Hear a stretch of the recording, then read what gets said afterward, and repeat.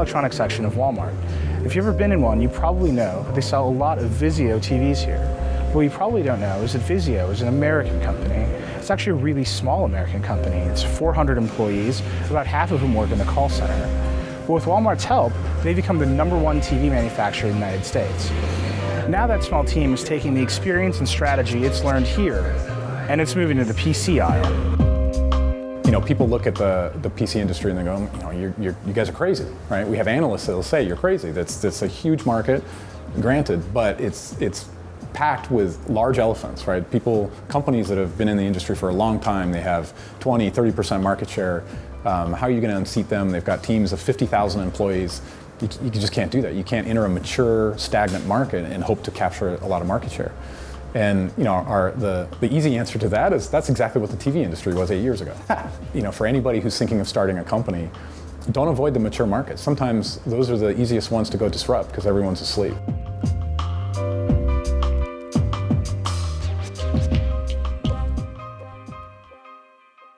One of the things that's striking about your product is that you're running stock Windows, right? There's very little customization done to the software. Yeah, there's none of that. One of the biggest trends, I think, over the past 3 or 4 years has been really tight coupling of hardware and software. But you're running kind of this very stock, this could be Windows anywhere, like by disk. Did you think about that when you were designing the hardware that you want to emphasize? The choice to actually remove a lot of that, cleaning all of that off, I think goes hand in hand with the design and the approach that we took, the philosophy we took, which is really to break it down to its minimum form. Something that's very striking, but not going to be cluttered. I think Windows is especially the evolution that's coming with Windows 8. It goes very much hand in hand with the cleanliness of the design and the impression that you get not only when you see the product closed or laptop and you open it up and see Windows running on it. Obviously our readers are incredibly excited about being able to just buy a clean PC. Is it tempting though to take sort of the subsidized, to push that price even lower and start to compete? Yeah, it is. It is, but we thought about it for 30 seconds. I mean, honestly, first it's a differentiator, right? It does set us apart, so it's very easy to market a product that's clean when everything else is, completely messed up. Yeah. So it's a sad state of affairs. It is sad, and so you can stand out just by building making the correct decisions. And the design of the product, we considered the bottom as much as we did the top, and going with the philosophy of bold details, but minimal breaks, minimal surfaces, and not having the stickers and all the crap that ends up on PCs and laptops. I hate opening up a PC and seeing stickers all over the place and flashing, blinking LEDs. And I know each one of those has a purpose, and there's a reason behind the choices that were made to put them in there, but we countered that by asking why. I'd be equally proud to leave this on the table like this, because I think it's a beautiful design as it is. It's not an embarrassing side you have to flip over. I think there's a benefit that Vizio has entering this market is we don't have the legacy that our competitors have. The core of this was to retain these 4 pieces. One thing that's really interesting in the entire PC market to me is Trackpad. How did you manage to build a Trackpad that's good, and is it actually good? It's good. And you get to try it later. Okay. I mean, we're in mass production tomorrow on our laptops, and we're still fine-tuning today and tonight on the trackpads. It's a mix of hardware and software. First, you have to pick the right hardware. You've got to pick a sensor from a top vendor. The shape and the size relative to the keyboard actually matters a lot. The physical click mechanism and the substructure that actually holds it. So there's a lot of hardware choice, not only component, but also mechanical on how you build it. And then from then on, it's software tuning, and it's driver tuning. And it's, I could go on for 6 hours on all the vulgar details of how to make a good trackpad. Let me ask you this, and I believe you. I'm gonna have to try it and find out. But why were you able to do this and no other vendor has ever been able to do Focus. It's realizing that trackpads have sucked for a really long time and making that something that we wanted to get right.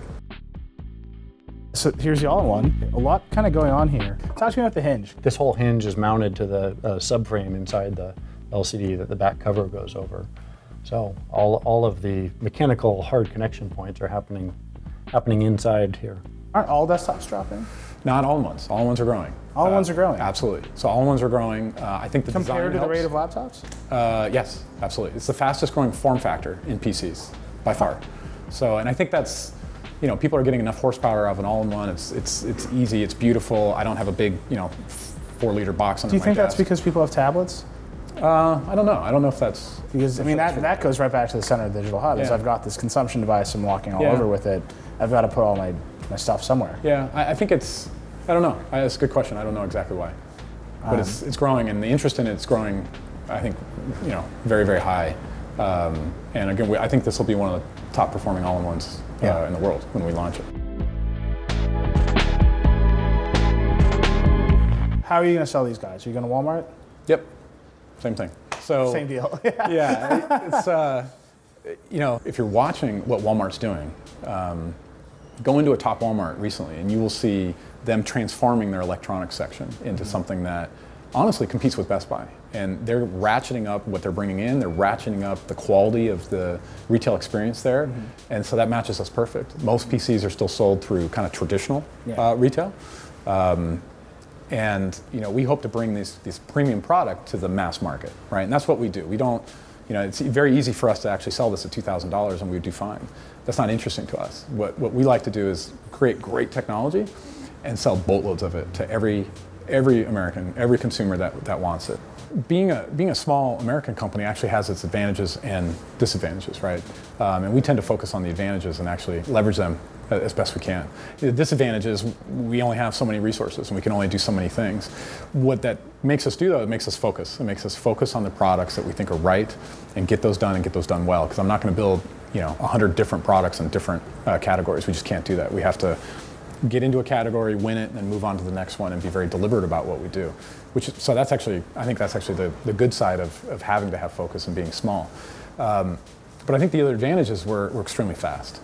We can move extraordinarily quickly. We can think about a product and actually have it at one of our retailers within 6 months.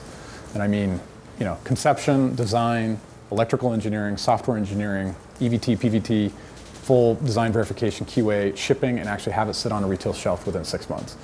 No other company can do that in the consumer electronics space.